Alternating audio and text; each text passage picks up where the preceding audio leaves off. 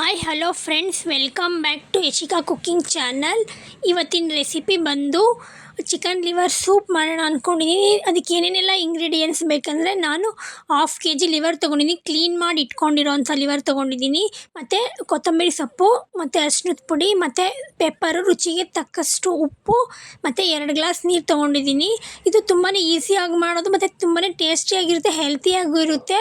ಅದು ಹೇಗೆ ಮಾಡೋದು ಅಂತ ನೋಡೋಣ ಬನ್ನಿ.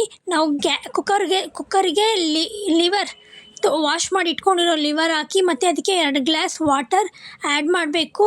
ಆಮೇಲೆ ಸ್ವಲ್ಪ ರುಚಿಗೆ ತಕ್ಕಷ್ಟು ಉಪ್ಪು ಮತ್ತು ಸ್ವಲ್ಪ ಅರಿಶಿಣದ ಪುಡಿ ಹಾಕಿ, ಮತ್ತು ನಿಮಗೆ ಎಷ್ಟು ರುಚಿಗೆ ಬೇಕೋ ಅಷ್ಟು ನಾವು ಕಾಳು ಮೆಣಸನ್ನು ಹಾಕಿ ಕುಕ್ಕರ್ನ ಲಿಡ್ನ ಕ್ಲೋಸ್ ಮಾಡಿ 2 ವಿಸಲ್ಸ್ ಕೂಗಿಸ್ಕೊಬೇಕು. ಇದನ್ನು ನಾವು ಸರ್ವಿಂಗ್ ಬೌಲ್ಗೆ ಸರ್ವ್ ಮಾಡ್ಕೊಬೇಕು. ಲಿವರ್ ಸಪ್ರೇಟ್, ಸೂಪ್ ಸಪ್ರೇಟ್ ಮಾಡಿಕೊಂಡು ಸರ್ವ್ ಮಾಡ್ಕೊಬೇಕು. ನಾವು ಸೂಪಿಗೆ ನಿಮಗೆ ಬೇಕಂದರೆ ಪೆಪ್ಪರ್ ಹಾಕ್ಕೊಳ್ಳಿ, ಇಲ್ಲ ಸ್ವಲ್ಪ ಕೊತ್ತಂಬರಿ ಸೊಪ್ಪು ಹಾಕ್ಕೊಂಡು ಆ್ಯಡ್ ಮಾಡಿ ಸರ್ವಿಂಗ್ ಬೌಲ್ಗೆ ಸರ್ವ್ ಮಾಡ್ಕೊಂಡು ಟೇಸ್ಟ್ ಮಾಡಿ.